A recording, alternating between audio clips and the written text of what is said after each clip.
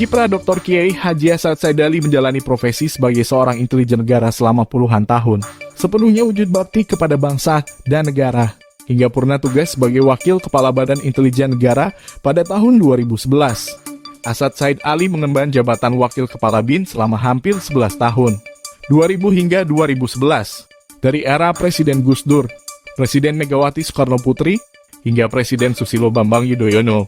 Ia bergabung di BIN tidak lama setelah menyelesaikan kuliahnya di Hubungan Internasional UGM. Ia pernah penugasan lama di Timur Tengah seperti Arab Saudi, Yordan, Lebanon, Syria, Amerika Serikat, dan Eropa. Tak hanya menyelesaikan dengan paripurna setiap misi intelijen di dalam negeri dan di berbagai belahan dunia, gagasan dan kiprahnya Asad Said Ali juga telah berhasil membangun reputasi BIN di lembaga intelijen antar negara dan di forum-forum intelijen dunia. Sebagai insan intelijen, ia dikenal sangat menjaga marwah BIN sebagai alat negara untuk menjaga keamanan dan kedaulatan negara dari setiap potensi ancaman. Tidak hanya dikenal sebagai tokoh intelijen dunia yang pernah bertugas di berbagai benua, Dr. Kiai Haji Asad Said Ali juga mengabdikan dirinya di ormas keagamaan terbesar di Indonesia, Nahdlatul Ulama. Ia menjabat Wakil Ketua Umum PBNU periode 2010 hingga 2015.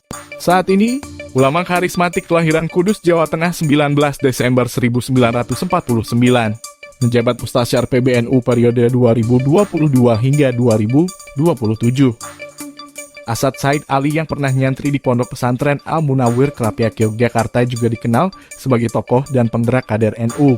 Ia adalah penggagas dan pendiri pendidikan kader penggerak Nahdlatul Ulama PKPNU, yang hingga saat ini PKPNU sudah ada di lebih 11.000 titik.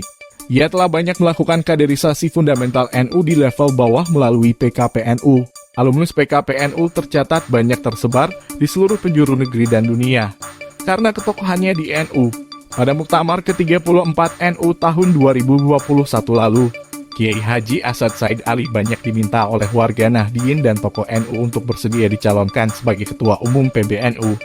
Sosoknya sebagai tokoh intelijen yang disegani dunia berlatar belakang santri menjadi daya tarik dan nilai tersendiri.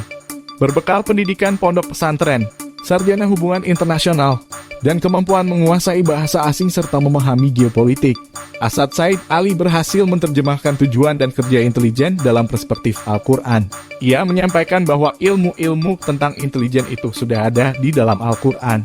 Dikutip dari jombang.nu.or.id, seperti halnya sejarah Nabi Sulaiman yang memerintahkan burung hudhud untuk menyelidiki Ratu Balkis di Kerajaan Sabah. Karena itulah, burung hudhud menjadi salah satu hewan yang dimuliakan karena jasanya yang begitu besar. Asad Ali menceritakan bahwa dirinya adalah seorang santri, namun kemudian masuk di lingkungan baru yaitu di dunia intelijen. Ia mengungkapkan malam Jumat menjadi rutinitasnya untuk membaca surat-surat Al-Quran.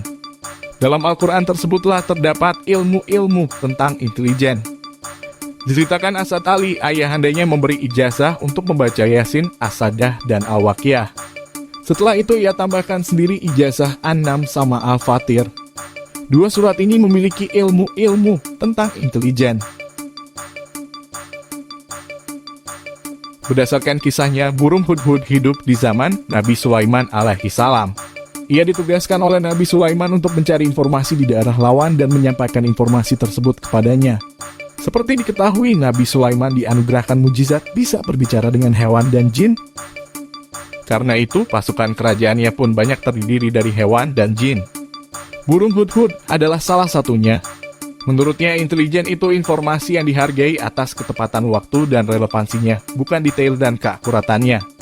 Asad Ali mengatakan, intelijen itu harus disampaikan secara cepat dan digunakan secara tepat. Intelijen itu kegiatan yang harus didengar dan dilihat sendiri.